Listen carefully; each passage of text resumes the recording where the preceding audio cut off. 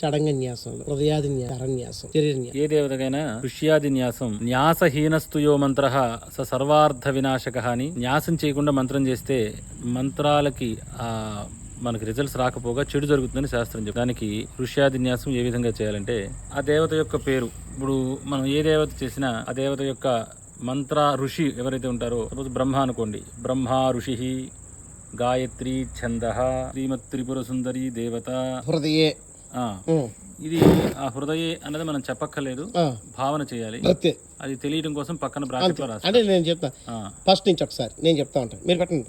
బ్రహ్మ ఋషి శిరసి గాయత్రి ఛంద ముఖే శ్రీమత్ త్రిపుర సుందరిదేవతాయ నమః హృది ఓం బీజం నాభౌ హ్రీం శక్తి గుహ్యే శ్రీం కీలకం పాదయో కుడి చేత్తో కుడి పాదాన్ని అరచేత ఇప్పుడు కడుక్కోవాలి కదా చేతులు. ఇప్పుడు అంటే మనం నాభి కింద ఏ భాగాన్ని కూడా చేత్తో తాకకూడదు, కేవలం దూరం నుంచి చూపించి భావన చేయాలి.